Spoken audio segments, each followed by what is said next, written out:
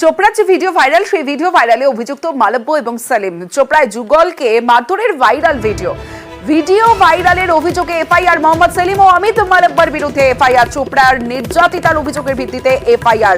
Video ভাইরালের অভিযোগে FIR এ রীতিমতো তরজা তুঙ্গে। বিভিন্ন শাসক গোষ্ঠীর বিভিন্ন নেতাদের দ্বারা, গুন্ডাদের দ্বারা এমনভাবে তাদেরকে প্রেসার দেওয়া হয়েছে যাতে তারা সেই ধরনের একটা পদক্ষেপ করে, এবং এই সমস্ত যে ঘটনাটা হয়েছে দেশব্যাপী যেটা চিঠি হচ্ছে সেটাতে যাতে ধামাচাপা দেওয়া যায় তার জন্য এই একটা এফআইআর এর একটা নাটক করা হয়েছে। পুলিশের কাজ দাঁড়ালো কিরকম ভাবে কি পিটিয়েছে বা ইত্যাদি, তার চাইতে বেশি গুরুত্বপূর্ণ যে খবরটা কেন প্রচারিত হলো। অর্থাৎ যা খুশি করব, কেউ যেন জানতে না পারে, কেউ যেন খবরটা না দেয়। পশ্চিমবাংলায় পুলিশ দলদাস এবং এর দায় পুলিশ আধিকারিকদের, তাদের বিরুদ্ধে অ্যাকশন নেওয়া উচিত। দলের সঙ্গে কোনো সম্পর্ক নেই, কে কোন এফআইআর করছে না করছে সেটা তার ইন্ডিভিজুয়াল, তার একটা পার্সোনাল ব্যাপার আছে। আমি জেলা সভাপতি হিসাবে বলছি, দল এর মধ্যে কোনোভাবে জড়িত নয়, দল এই ব্যাপারে কিছু জানেও না। যদি কেউ এফআইআর করেও থাকে সে নিজের পার্সোনাল ক্যাপাসিটিতে সে এফআইআর করেছে। 10ই জুলাই বুধবার বাগদায় উপনির্বাচন, আর বাগদা জয়ে এবার মরিয়া তৃণমূল, কারণ হাত জোর করে ভোট চাইলেন সাংসদ তথা মন্ত্রী পার্থ ভৌমিক। সেই ছবি আপনাদের দেখাবো। আজ মধুপর্ণা ঠাকুরের হয়ে প্রচারে যান পার্থ ভৌমিক, আর সেখানেই হাত জোর করে ভোট চাইলেন পার্থ ভৌমিক।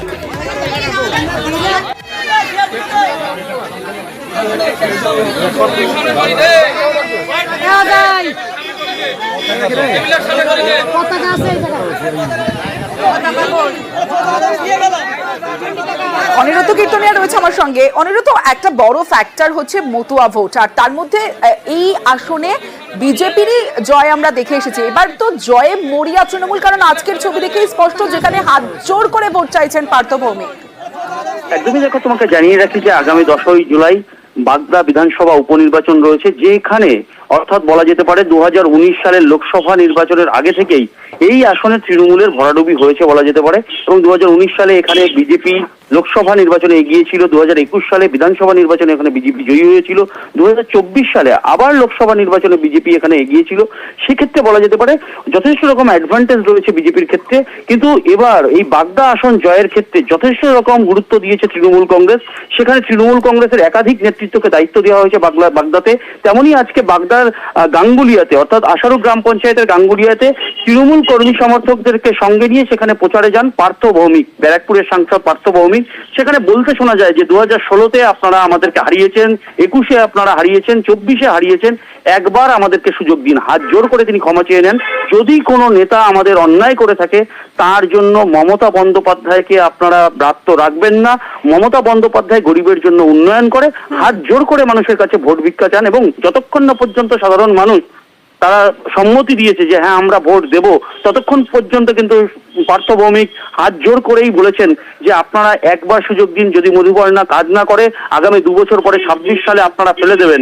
কিন্তু মমতা বন্দ্যোপাধ্যায় গরিবদের জন্য উন্নয়ন করে, মমতা বন্দ্যোপাধ্যায়ের পাশে থাকুন। তেমনই কিন্তু বার্তা দিয়েছেন পার্থ ভৌমিক। বলা যেতে পারে বাগদা জয়ের জন্য মরিয়া তৃণমূল কংগ্রেস, তা আজকে পার্থ ভৌমিকের এই বক্তব্যে স্পষ্ট। বেশ,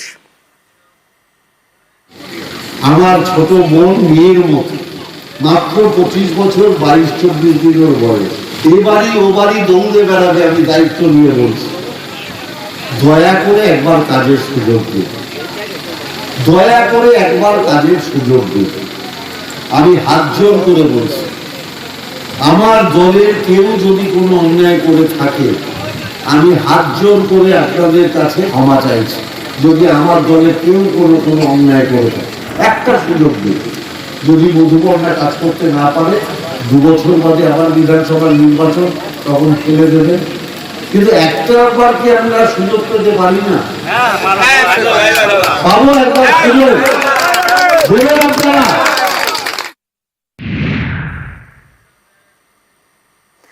দেবকে ক্লিনচিট সিবিআই এর। দুর্নীতিতে ক্লিনচিট সাংসদ অভিনেতা দেব। নিয়োগ দুর্নীতি মামলায় দেবকে ক্লিনচিট এবার সিবিআই এর। ভাইরাল অডিওতে দেবকে নিয়ে অভিযোগ, সিবিআই তদন্ত চেয়ে হাইকোর্টে মামলা। অর্ণব রয়েছে আমার সঙ্গে, অর্ণবের সঙ্গে কথা বলবো। অর্ণব, সিবিআই কিসের ভিত্তিতে এই তথ্য জানালো? দেখো, ঘাটালের বাসিন্দা বাপ্পাদিত্য ঘোষ তিনি মামলা করেন কলকাতা হাইকোর্টে এবং সিবিআই তদন্তের আবেদন রাখেন, কারণ তিনি সোশ্যাল মিডিয়ায় জানতে পেরেছেন এবং বেশ কিছু ভাইরাল অডিও তিনি আদালতের সামনে নিয়ে আসেন। সেখানে বলা হয় দীপক অধিকারী বা ঘাটালের সাংসদ দেব এবং তার বিয়ে তাদের বিভিন্ন যে কনভারসেশন রয়েছে তাতে নিয়োগ দুর্নীতি মামলায় অর্থাৎ চাকরি টাকা বিনিময়ে দেওয়ার এই যে চক্র সেখানে দেব জড়িয়ে থাকতে পারে, তাই সিবিআই তদন্ত হোক। সিবিআই কে অবস্থান জানানোর নির্দেশ দিয়েছিল আগেই বিচারপতি অমৃতা সিনহা।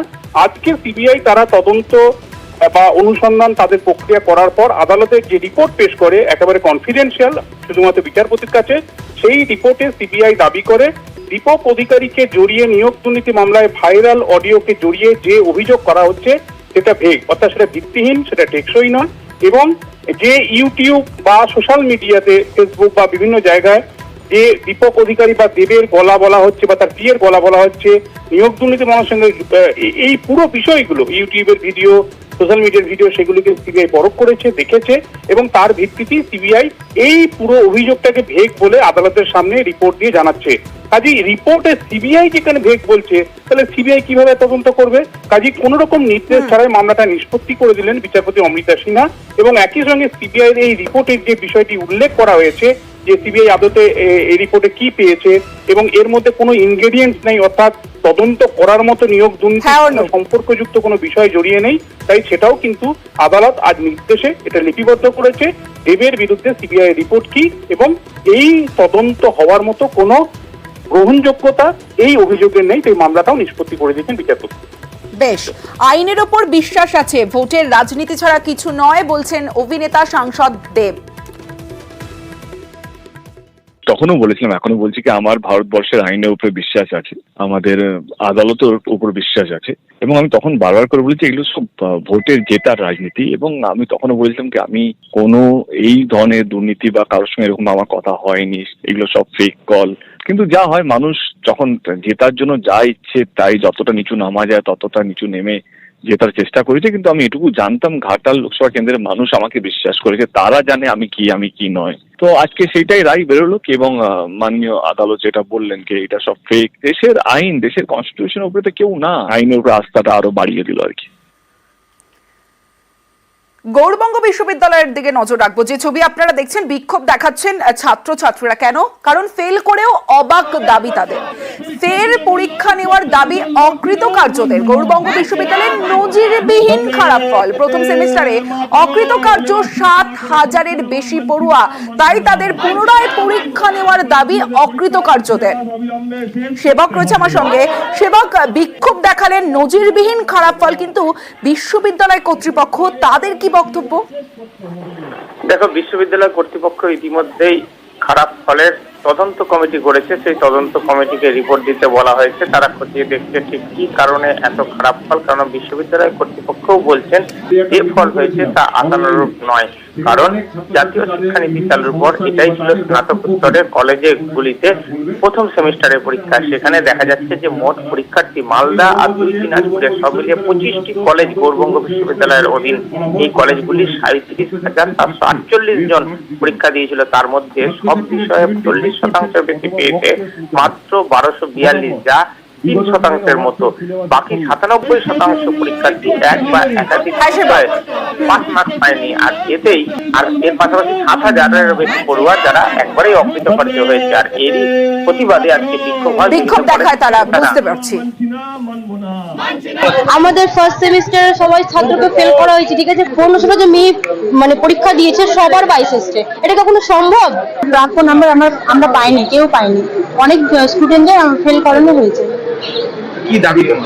আমাদের দাবি হলো আমাদের প্রাপ্য নাম্বার দেওয়া উচিত আমাদের সবাইকে। আমরা তো দাবি করছি আমাদেরকে পাস করে দেওয়া হোক বা প্রাপ্য নাম্বার দেওয়া হোক, এটুকুই আমরা চাই।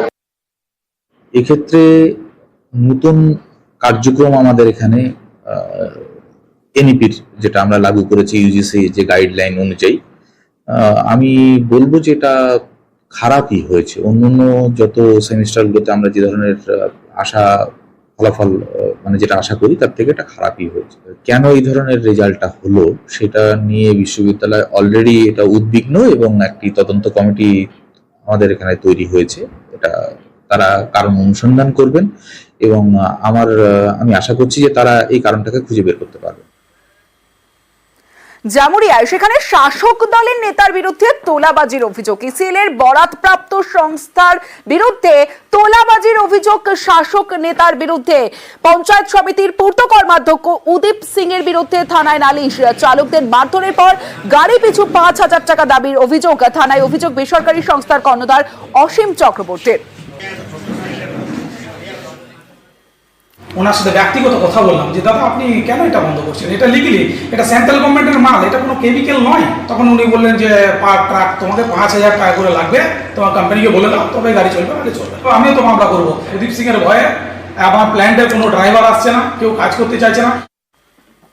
যার বিরুদ্ধে অভিযোগ তিনি বলছেন যে মিথ্যে মামলায় ফাঁসানো হচ্ছে তাকে। শোনাবো তার বক্তব্য। ছাই একটা কোম্পানি কেমিক্যাল ডাস্ট, যেটা নিয়ে খুবই মানুষের অসুবিধা হয়েছিল, তার আমরা প্রতিবাদ করেছিলাম। আমার যদি কোথাও ভুল হয়ে থাকে তাহলে আমার দল শাস্তি দেখ, আমার উপর মামলা হোক, আমি মেনে নেব। কিন্তু যদি আমি কোনো অপরাধ না করে থাকি, আমাকে ধরিয়ে ধমকি দেওয়া হয়, আমাকে যদি চমকায়, আমাকে যদি ভয় দেখানো হয়, আরে ভয় করনে वाला আমি ছিল না। আর এই যে ঘটনা, এই গোটা ঘটনা নিয়ে শুরু হয়েছে রাজনৈতিক চর্চা। তৃণমূল কংগ্রেসে এটা চলবে। তৃণমূল কংগ্রেসে যদি স্বাধীনভাবে কেউ বলার চেষ্টা করে, অন্যায়ের প্রতিবাদ করে, তার বিরুদ্ধে মামলা হবে। এবার ওকে সিদ্ধান্ত নিতে হবে যে সে অন্যায় বরদাস্ত করে আবার চুপচাপ তাদের সঙ্গে মাথা নিচু করে থাকবে, না এখন যে কথা বলেছে সে সাহস দেখাতে পারবে যে না ঠিক আছে, যাই হয়ে যাক না কেন আমি অন্যায়ের সঙ্গে আপোষ করব না। এটা তো ওকে ব্যক্তিগত সিদ্ধান্ত নিতে হবে। ঠিক আছে, উনি বলেছেন, তো আমি তো বলছি কি আমি ইনকোয়ারি করবো, জমুরিয়া ওসির সঙ্গে কথা করবো কি ব্যাপার আছে।